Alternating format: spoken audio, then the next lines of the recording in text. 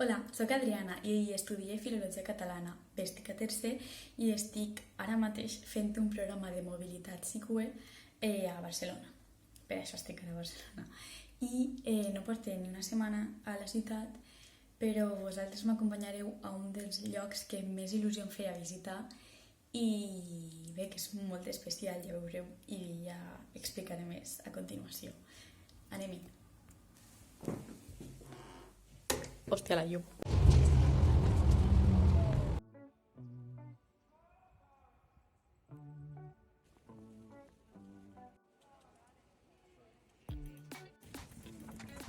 Hola, boniquets i bonics. Bé, doncs ara mateix em trobo a les portes del Teatre Nacional de Catalunya.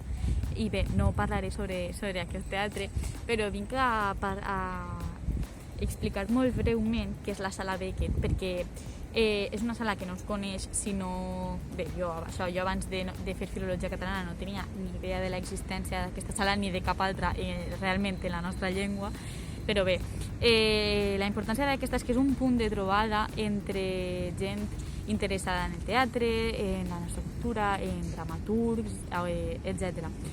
I és un obrador internacional de dramatúrgia i s'hi fan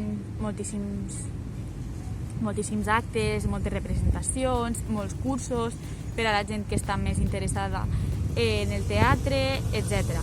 I bé, això, simplement volia donar-vos a conèixer aquesta sala i a animar-vos a que quan vingueu a Barcelona, per exemple, perquè sé que a Alacant és molt complicat, feu com la gent quan va a altres ciutats i feu una mica una ruta de teatres, perquè això, estem molt acostumats a consumir aquest tipus de cultura en altres llengües i no tant en la nostra, i és una llàstima i hem de donar suport a això.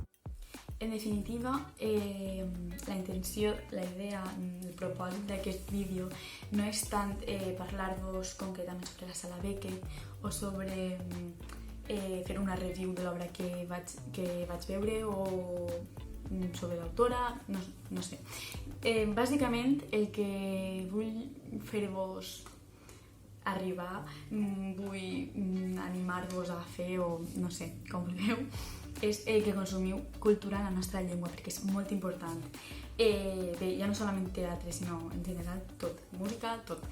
I bé, en relació amb això, la importància de la Sala Beckett també, que no sé si ho vaig acabar d'explicar massa bé, és que també dona formació dramatúrgica en la nostra llengua a autors dramàtics, òbviament contemporanis, perquè si no, no tindrà cap sentit, però bé. I, per exemple, fa moltes activitats molt interessants per a promoure el teatre en català, i etc. Com, per exemple, el cicle dins del qual estava l'obra que jo vaig anar a veure, on això fan sovint, amb certa freqüència, fan cicles sobre autors, en aquest cas, per exemple, Lluïsa Conill, que és una de les veus dramàtiques femenines en llengua catalana actuals de les més importants. I bé, això, fan conferències amb l'autora, fan diàlegs, fan, òbviament, representacions, o, per exemple, també, en aquest cas, venien llibres, per exemple, el llibre de l'obra que havies anat a veure, en aquest cas és El jardí i els subornats, que és la que jo vaig veure, que en teoria valen 10 euros, i estaven a 5 euros, i bé, en plan no he dit en plan. I en definitiva, moltes activitats, moltes idees per a manejar un poc aquest món.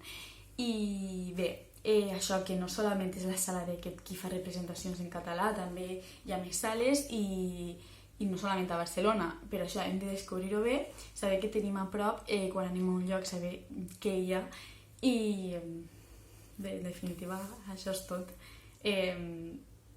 Això és tot.